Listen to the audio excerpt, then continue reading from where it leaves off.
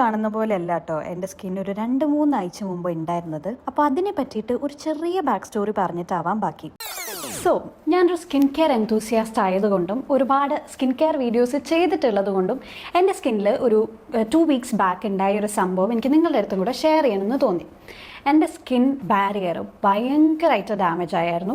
അതിനുള്ള main reason over എക്സ്ഫോലിയേഷനാണ്. എൻ്റെ പല വീഡിയോസിലും ഞാൻ പറഞ്ഞിട്ടുണ്ട്, എക്സ്ഫോലിയേഷനെ പറ്റി ഞാൻ പറയുന്ന എല്ലാ വീഡിയോസിലും ഞാൻ പറഞ്ഞിട്ടുണ്ട്, നിങ്ങൾ വീക്ക്ലി വൺസ് അല്ലെങ്കിൽ 2 വീക്സ് ഒക്കെ കൂടുമ്പോഴാണ് സ്കിൻ എക്സ്ഫോലിയേറ്റ് ചെയ്യേണ്ട ആവശ്യമുള്ളൂ, എസ്പെഷ്യലി പീൽസ് ഒക്കെ യൂസ് ചെയ്തിട്ട്. ഇത് ഇങ്ങനെ തന്നെ ഫോളോ ചെയ്ത് പോയിരുന്ന ഒരാളും കൂടിയായിരുന്നു ഞാൻ. അതുകൊണ്ട് തന്നെ എനിക്ക് ഓവർ എക്സ്ഫോലിയേഷൻ കാരണം സ്കിന്നിന് ഇതുവരെ ഇങ്ങനെ ഒരു ഡാമേജ് എനിക്ക് വന്നിട്ടില്ല. പക്ഷേ കഴിഞ്ഞ 2 ആഴ്ച മുമ്പ് എന്താ സംഭവിച്ചതെന്ന് വെച്ചാൽ, ഞാൻ എപ്പോഴും രാത്രിയാണ് പീൽ യൂസ് ചെയ്യാറ്. കിടക്കുന്നതിന് മുമ്പ് ഒരു 10 മിനിറ്റ്സ് വെച്ചിട്ടാണ് വാഷ് ചെയ്യാറ്. അതേപോലെ ഞാൻ ചെയ്തു. ഇത് ചെയ്തതിന് ശേഷം ഞാൻ നെക്സ്റ്റ് 2 ഡേയ്സിലേക്ക് ആക്റ്റീവ് ഇൻഗ്രീഡിയൻസ് ഒന്നും തന്നെ എൻ്റെ ഫേസിൽ അപ്ലൈ ചെയ്യാറില്ല. അന്ന് രാത്രി എക്സ്ഫോലിയേറ്റ് ചെയ്തതിന് ശേഷം ഞാൻ നെക്സ്റ്റ് ഡേ അറിയാതെ ഓർക്കാതെ ഒരു സാലിസിലിക് ആസിഡ് ബേസ് വരുന്നൊരു ഫേസ് വാഷ് യൂസ് ചെയ്തു. പിന്നെ ഞാൻ യൂഷ്വലി ഫോളോ ചെയ്യുന്ന എൻ്റെ നൈറ്റ് റൂട്ടീനിലെ കുറച്ച് ആക്റ്റീവ് ഇൻഗ്രീഡിയൻസ് ഉള്ള സീറംസും ഞാൻ യൂസ് ചെയ്തിരുന്നു. എൻ്റെ സ്കിൻ ഭയങ്കരമായിട്ട് റെഡ് ആവാൻ തുടങ്ങി, ഇച്ചി ആവാൻ തുടങ്ങി, ഡ്രൈനെസ് ഉണ്ടാവാൻ തുടങ്ങി, എസ്പെഷ്യലി സെൻസിറ്റീവ് ഏരിയാസിൽ. അപ്പം എനിക്ക് മനസ്സിലായി ഞാൻ ഈ ആക്റ്റീവ്സും പിന്നെയും സാലിസിലിക് ആസിഡ് ബേസ് ആയിട്ടുള്ള ഫേസ് വാഷ് യൂസ് ചെയ്തതിൻ്റെ ഒക്കെ ഒരു ആഫ്റ്റർ എഫക്റ്റ് ആണ് ഇത് എന്നുള്ളത്. അപ്പോൾ തന്നെ ഡെർമാറ്റിനെ കോൺടാക്ട് ചെയ്തപ്പോൾ ഡെർമാറ്റ് എൻ്റെ അടുത്ത് പറഞ്ഞത്, ഇനി ആക്റ്റീവ്സ് ഉള്ള പ്രോഡക്റ്റ്സ് ഒന്നും കുറച്ച് ദിവസത്തേക്ക് യൂസ് ചെയ്യേണ്ട, ഭയങ്കര സിമ്പിൾ ആയിട്ടുള്ള ഒരു സ്കിൻ കെയർ റൂട്ടീൻ ഫോളോ ചെയ്യാനായിട്ട്. സോ ഹാഷ് ഇൻഗ്രീഡിയൻസ് ഒന്നും തന്നെ ഇല്ലാത്ത ജെൻറ്റിൽ ആയിട്ടുള്ള സൾഫേറ്റ് ഫ്രീ, കെമിക്കൽ ഫ്രീ ഒരു ക്ലെൻസർ യൂസ് ചെയ്യാൻ പറഞ്ഞപ്പം എനിക്ക് ആദ്യം ഓർമ്മ വന്നത് ഡെർമവൈവിൻ്റെ ഈ ഹൈഡ്ര ക്ലെൻസറാണ്. കാരണം ഞാനത് മുമ്പും യൂസ് ചെയ്തിട്ടുണ്ട്. അതുകൊണ്ട് തന്നെ എനിക്കറിയാം ഇത് എത്രത്തോളം ഡ്രൈ സ്കിന്നിന് നല്ലൊരു പ്രോഡക്റ്റ് ആണെന്ന്. കാരണം നല്ല ഹൈഡ്രേഷൻ തരുമായിരുന്നു, പിന്നെ ഭയങ്കര ജെൻറ്റലും ആയിരുന്നു. ഇതൊരു pH ബാലൻസ്ഡ് ക്ലെൻസറാണ്, സോപ്പ് ഫ്രീ ആണ്. പിന്നെ ഇതിൽ മെയിനായിട്ട് വരുന്ന കൊളോയിഡൽ ഓട്ട്മീൽ കണ്ടൻറ്റും സോഡിയം PCAയും നമ്മളുടെ സ്കിൻ ഒട്ടും തന്നെ നാച്ചുറൽ ഓയിൽസ് ഒന്നും സ്ട്രിപ്പ് ചെയ്യാതെ നല്ലതായിട്ട് ആ മോയ്സ്ചർ സ്കിന്നിലേക്ക് ലോക്ക് ഇൻ ചെയ്യാനായിട്ട് ഹെൽപ്പ് ചെയ്യും. സോ അത്രയും ഡ്രൈ ആയിട്ടും റെഡായിട്ടും ടൈറ്റ് ആയിട്ടും ഇരുന്ന എൻ്റെ സ്കിന്നിലേക്ക് ഇത് യൂസ് ചെയ്യാൻ തുടങ്ങിയപ്പോൾ കുറേ കൂടെ സ്കിൻ സോഫ്റ്റ് ആക്കാനും സൂത് ചെയ്യാനും ഇത് ഹെൽപ്പ് ചെയ്തിട്ടുണ്ട്. ഇത് ഡ്രൈ സെൻസിറ്റീവ് സ്കിൻ ടൈപ്പ് ഉള്ളവർക്ക് ഭയങ്കര ആപ്റ്റ് ആയിട്ടുള്ളൊരു ക്ലെൻസറാണ്. ക്ലെൻസ് ചെയ്തതിന് ശേഷം ചെറിയ നനവുള്ള സ്കിന്നിലേക്ക് ഞാൻ ഡയറക്റ്റ് അപ്ലൈ ചെയ്യാറ് ഡെർമവൈവിൻ്റെ ഈ ഡ്രൈ സ്കിൻ ക്രീമാണ്. എന്നെ പോലെ ഇടയ്ക്കൊക്കെ സ്കിൻ ഭയങ്കര ഡ്രൈ ആവുന്ന ആൾക്കാർക്ക് റിലേറ്റ് ചെയ്യാൻ പറ്റുമായിരിക്കും. നമ്മൾ ചിലപ്പോൾ ചിരിക്കുമ്പോൾ വരെ നമുക്കിവിടെയൊക്കെ ഒരു പെയിൻ പോലെ ഫീൽ ചെയ്യും, കാരണം അത്രയും സ്കിൻ ഒരു സ്ട്രെച്ച് ആവുന്ന ഒരു ഫീൽ. അങ്ങനെ ഇരുന്ന എൻ്റെ സ്കിന്നിൽ ഇത് ശരിക്കും ഒരു ഗെയിം ചേഞ്ചർ ആയിരുന്നു. ഡെർമവൈവിൻ്റെ ഈ ഡ്രൈ സ്കിൻ ക്രീമും pH ബാലൻസ്ഡ് ആണ്, സൂപ്പർ ഹൈഡ്രേറ്റിംഗ് ആണ്. പിന്നെ ഇതിൽ വരുന്നത് എല്ലാം സ്കിൻ റിപ്പയറിംഗ് ഇൻഗ്രീഡിയൻസ് ആണ്. Colloidal oatmeal, jojoba oil, sodium PCA, vitamin E, അങ്ങനെ. അതുകൊണ്ട് തന്നെ ഇത് നമ്മുടെ സ്കിന്നിൽ ഒരു പ്രൊട്ടക്റ്റീവ് ബാരിയർ ആയിട്ട് ആക്ട് ചെയ്യും. മോയ്സ്ചർ ലോക്ക് ഇൻ ചെയ്യാനും ഡാമേജ് ആയിട്ടുള്ള സ്കിൻ റിപ്പയർ ചെയ്യാനും ഇറിറ്റേഷൻ സോത് ചെയ്യാനും ഒക്കെ. And it's also a dermatologist recommended product for skin barrier repair. അപ്പോൾ നിങ്ങളും ഈ ഡ്രൈനെസ്, സെൻസിറ്റിവിറ്റി ഇങ്ങനത്തെ ഇഷ്യൂസ് ആയിട്ട് സ്ട്രഗിൾ ചെയ്യുകയാണെങ്കിൽ, അല്ലെങ്കിൽ കുറച്ചും കൂടെ നിങ്ങളുടെ സ്കിൻ കെയർ റൂട്ടീൻ ഒന്ന് സിംപ്ലിഫൈ ചെയ്ത് സ്കിൻ ബാരിയർ റിപ്പയറിലേക്ക് ഫോക്കസ് ചെയ്യണമെങ്കിൽ ഈ ഒരു കോംബോ അടിപൊളിയായിട്ട് വർക്കാകും. സോ നിങ്ങളൊന്ന് ചെക്ക് ചെയ്ത് നോക്കുക. ഇത് പർച്ചേസ് ചെയ്യണമെന്നുണ്ടെങ്കിൽ ഐബീരിയ സ്കിൻ ബ്രാൻഡ്സിൽ അവൈലബിൾ ആണ്, അല്ലെങ്കിൽ ന്യൂട്രിഡേം ഇന്ത്യയുടെ ഒഫീഷ്യൽ വെബ്സൈറ്റിലും അവൈലബിൾ ആണ്. ഞാൻ ലിങ്ക് എല്ലാം ഡിസ്ക്രിപ്ഷൻ ബോക്സിൽ കൊടുത്തിട്ടുണ്ടാകും. പിന്നെ പ്രോഡക്റ്റ്സ് എല്ലാം ഞാൻ യൂട്യൂബ് കാർട്ടിൽ ടാഗ് ചെയ്തിട്ടുണ്ടാകും. എൻ്റെ പിൻ കോമൻസിലും ലിങ്ക് കാണാൻ പറ്റും. വീടെത്തി കൈ കഴുകി ഉടനെ നമ്മൾ ലഞ്ച് കഴിക്കാനിരുന്നു, കാരണം അത്രയും വിശക്കുന്നുണ്ടായിരുന്നു. പിന്നെ ഇന്ന് ഹോം കുക്ക്ഡ് മീലൊന്നും അല്ല, കാരണം അച്ഛനും അമ്മയൊക്കെ അവരുടെ ടെമ്പിൾ വിസിറ്റൊക്കെ കഴിഞ്ഞിട്ട് എത്തിയിട്ടേ ഉണ്ടായിരുന്നുള്ളൂ. അപ്പോൾ നമ്മളൊരു ബിരിയാണി ഓർഡർ ചെയ്തു, പ്ലസ് വിനായകയിലെ പാലട പായസം കൂടെ ഓർഡർ ചെയ്തിരുന്നു. ഇത് കൊച്ചിയിലുള്ള ആൾക്കാർക്ക് അറിയായിരിക്കും, കാരണം ഇവരുടെ പാലട പായസം ഭയങ്കര ഫേമസ് ആണ്. പക്ഷേ ഈ ആന്ധ്ര പിക്കിളായിരുന്നു ഇന്നത്തെ ഹൈലൈറ്റ്. ഇത് നമ്മളുടെ ആന്ധ്ര പിക്കിളിന്റെ ഒരു ടേസ്റ്റ് അല്ലേ? ആന്ധ്ര പിക്കിളാണ്, ആന്ധ്രാപ്രദേശിൽ നിന്ന് വാങ്ങിയ പിക്കിളാണല്ലോ.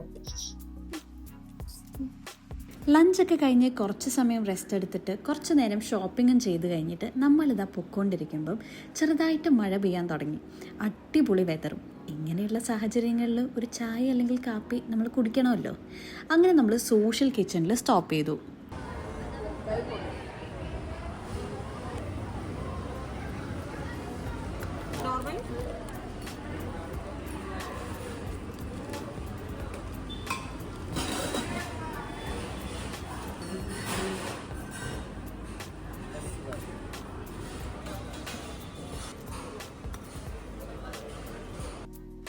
ഇവിടുന്ന് പഴംപൊരിയും ബജിയും ഫിൽറ്റർ കോഫിയും ഓർഡർ ചെയ്തു.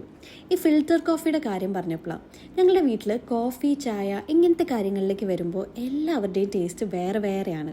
ഒരാൾക്ക് കടുപ്പം കൂടുതലാണ് വേണ്ടെങ്കിൽ ഒരാൾക്ക് കടുപ്പം കുറവായിരിക്കും വേണ്ടത്. അതേപോലെ തന്നെയാണ് പഞ്ചസാരയുടെയും പാലിൻ്റെയും അളവും. അതുകൊണ്ട് തന്നെ ഇവിടെ എത്തിയപ്പോൾ 4 പേരുടെയും ഫിൽറ്റർ കോഫിക്ക് 4 സ്പെസിഫിക്കേഷൻ പറഞ്ഞിട്ടാണ് നമ്മൾ ഓർഡർ ചെയ്തത്. എനിക്കെപ്പോഴും ഇഷ്ടം കടുപ്പം കൂട്ടി മധുരം കുറച്ച ചായയും കാപ്പിയാണ്. ഇതാരും ചോദിച്ചില്ല, ഞാൻ ജസ്റ്റ് പറഞ്ഞു എന്നേ ഉള്ളൂ. ഇവിടെ നിന്ന് ഇറങ്ങി നമ്മൾ നേരെ പോയത് സലോണിലേക്കാണ്. ചെറിയമ്മയ്ക്ക് ഹെയർ കട്ട് ചെയ്യാൻ വേണ്ടിയിട്ട് അവിടെ ഡ്രോപ്പ് ചെയ്തു.